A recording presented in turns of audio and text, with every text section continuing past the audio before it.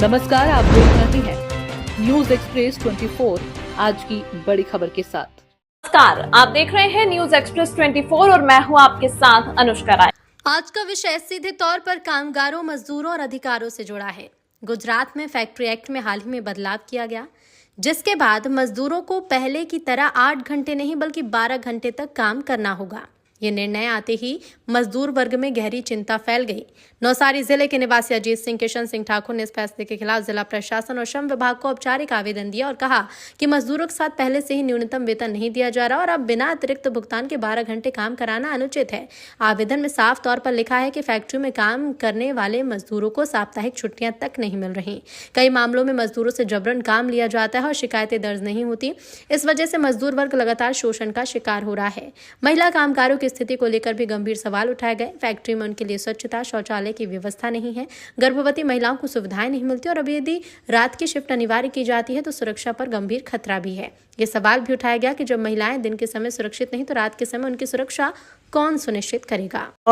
10 સપ્ટેમ્બરના રોજ ગુજરાત સરકાર દ્વારા ગુજરાત વિધાનસભામાં એક 2025 ગુજરાત એક્ટ મુજબ એક કાયદો પસાર કરવામાં આવ્યો, જેની અંદર કામદારોને કલાક જે પહેલાં નિયમ પ્રમાણે 8 કલાક હતું એને વધારીને 12 કલાક કરવામાં આવ્યું છે અને જે ઓવરટાઈમનો નિયમ છે એમાં પણ મોટો ફેરફાર કરવામાં આવ્યો છે। હવે આપના ચેનલના માધ્યમથી હું જણાવવા માગું છું કે જ્યારે 8 કલાકનો નિયમ એ તો ચોપડે વર્ષોથી છે, છતાં વર્કરોનું પાસે 12 કલાકનું કામ કરવામાં આવતું, એ લોકોનું શોષણ કરવામાં આવતું હતું અને 12 કલાક કામ કર્યા પછી પણ 8 કલાકનો ફક્ત પગાર ચૂકવવામાં આવે છે।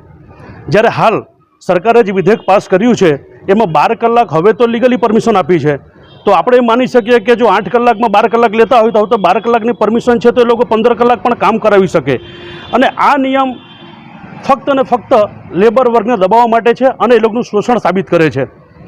ભાજપની સરકાર પાછલા 30 વર્ષોમાં જો જોવામાં આવે તો લેબર હિત માટેના કોઈ કાર્યો કર્યા હોય તેવું આંખે વળગી શકે એવું એક પણ કાર્ય દેખાયું નથી। એટલે આજે નવસારી કલેક્ટરશ્રીને એક આવેદનપત્ર આપી અને હું વાત કરું ફક્ત નવસારી જિલ્લાની તો નવસારી જિલ્લામાં કામદારોનું જે શોષણ છે, કામદારોની જે દયનીય સ્થિતિ છે, આજે 15-15, 12 કલાક કામ કરે છે અને 8 કલાકનો નિયમ પ્રમાણે જે પગાર હોય તે પણ મળતું નથી, તો આ ખરેખર ખૂબ મોટું શારીરિક શોષણ ક્યાંય ને ક્યાંય થઈ રહ્યું છે। તો એમાં નવસારીને કલેક્ટરશ્રી ધ્યાન આપે એ બાબતમાં એમને રજૂઆત કરી અને હાલમાં જે સરકારે જે ઠરાવ કર્યો છે 8 કલાકની જગ્યાએ 12 કલાક એ રદ થવું જોઈએ એની પણ માંગણી કરી છે। વિશેષમાં તમને કહું કે હવે સરકારે જે નિયમ બનાવ્યો એની અંદર પરવાનગી એવી આપવામાં આવી છે કે તમે સ્ત્રીઓને પણ રાત્રે દરમિયાન કામ પર રાખી શકો।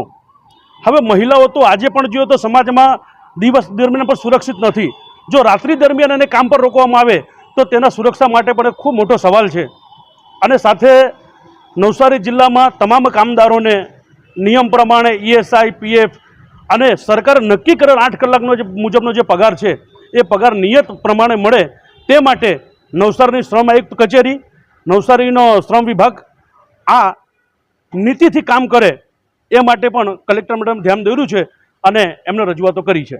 કામદારોને અવગડ પડે છે કે સુવિધાઓ પૂરી પાડવામાં નથી આવતી ફેક્ટરીઓમાં? કામદારોને જો અવગડની વાત કરીએ તો નવસારી જિલ્લાની અંદર મારો ચેલેન્જ છે, જો જનતા રેડ કરવામાં આવે કોઈ પણ ફેક્ટરીની અંદર તો વર્કરોને સુવિધાના નામે માની લો કે કેમિકલ પ્લાન્ટની અંદર જો કોઈ વર્કર કામ કરતો હોય તો એને હેન્ડ ગ્લોવ્સ મળવું જોઈએ, સેફ્ટી શૂઝ મળવું જોઈએ અને કેમિકલ પ્લાન્ટ જો હોય એને દૂધ આપવું જોઈએ, એને ફળ ફ્રૂટ આપવું જોઈએ એના સ્વાસ્થ્યના માટે। બીજું કે એવી કોઈ વાત ફેક્ટરીમાં કોઈ વર્કરને કોઈ સુવિધા આપવામાં આવતી નથી। સાથે તમને કહું કે વર્કરોને પગાર બાબતે તો વર્ષોથી શોષણ થતું આવ્યું છે, એનામાં કોઈ લેબર કમિશન ધ્યાન આપતું નથી અને જો अन्य कोई पण फैक्टरी होय, फूड डिपार्टमेंट होय, टेक्सटाइल होय, तमे कोई पण फैक्टरीनी तमने बात करूँ नियम प्रमाणे सौथी पहला पगार चूकववामां आव्यो नथी, मेडिकल प्रमाणे कोई सुविधा आपवामां आवती नथी। भारतीय संविधान जीवन और गरिमा के अधिकार की गारंटी देता है। अनुच्छेद 21 प्रत्येक नागरिक को सुरक्षित और सम्मानजनक जीवन का अधिकार देता है। अनुच्छेद 23 जबरन श्रम पर रोक लगाता है और अनुच्छेद 24 बच्चों से खतरनाक काम कराने को अवैध घोषित करता है। फैक्ट्री अधिनियम 1948 कहता है कि किसी भी मजदूर से सामान्य तौर पर 8 घंटे से ज्यादा काम नहीं कराया जा सकता। यदि अतिरिक्त काम कराया जाता है तो ओवरटाइम का भुगतान अनिवार्य है। महिला कर्मचारियों के लिए कार्य समय और सुरक्षा को लेकर विशेष नियम है। आवेदन में कहा गया कि जमीनी हकीकत अलग है, मजदूरों को सुरक्षा उपकरण नहीं दिए जाते, फैक्ट्री में हेलमेट, बेल्ट और यूनिफॉर्म की व्यवस्था नहीं है, पीने के स्वच्छ पानी की सुविधा तक नहीं है, कई जगहों पर स्वास्थ्य सुरक्षा के नियमों की अनदेखी की जा रही है।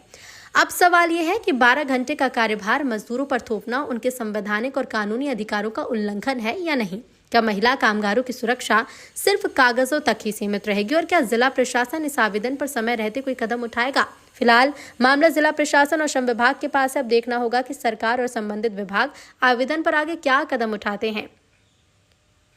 न्यूज एक्सप्रेस 24 के लिए प्रवेश फारूकी की रिपोर्ट। मैं हूं आपके साथ अनुष्का। आप देखते रहिए न्यूज एक्सप्रेस 24, जहां खबरें सिर्फ नहीं दिखाई जाती, समझाई भी जाती है। नमस्कार।